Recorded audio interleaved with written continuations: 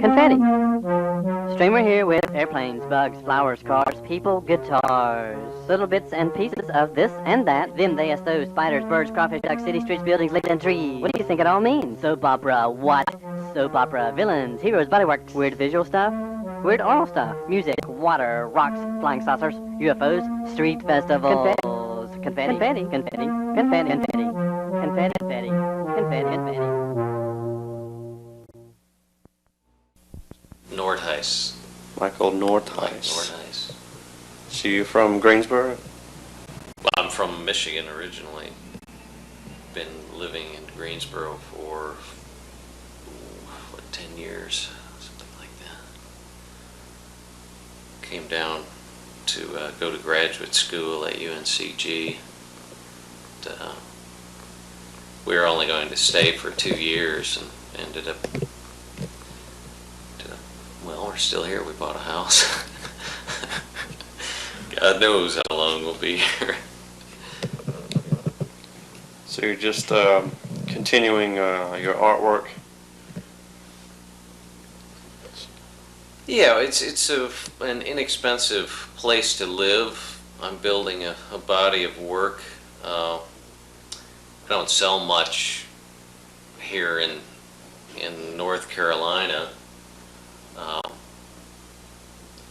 Usually people from out of town are the people that buy the work. Although, you know, there are some people that collect my work here. But I think my future as an artist, if I want to make a living at it, you know, lies somewhere near a city. Sometimes I think I'd like to live in New Orleans or near Washington, D.C.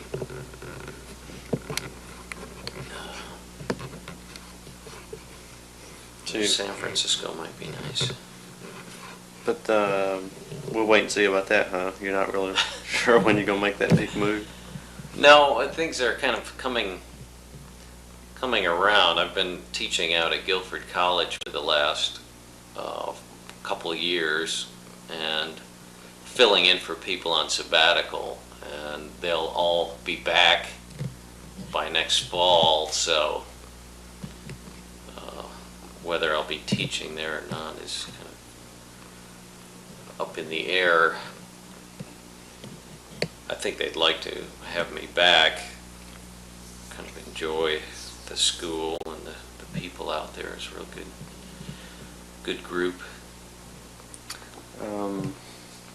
Well, we can probably look at some of your work maybe later or another time, but is there any particular artist that you admire or who inspires you in some way? Yeah.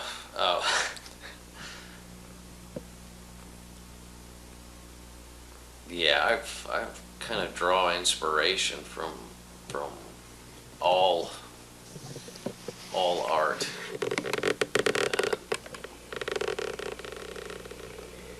I've done a lot of thinking about what attracts me to certain pieces, and I think one element of art that cuts across all cultural barriers is the magic or the spirit in the work. Magic being when a painting or a sculpture or a piece of music, whatever, is greater than the sum of its parts. It communicates something more than just its formal components. I can respond as strongly to a piece of African art or pre-Columbian art as I can to a piece of Western art that I admire. And usually the Western art that I admire has that kind of primitive urgency,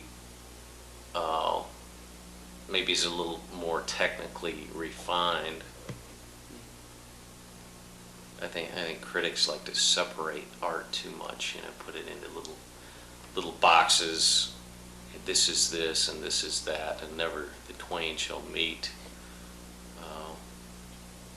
I think the creative impulse cuts across cultural barriers, and what artists try to communicate is pretty much universal. The deeper the art, the more pure the communication of that artistic impulse.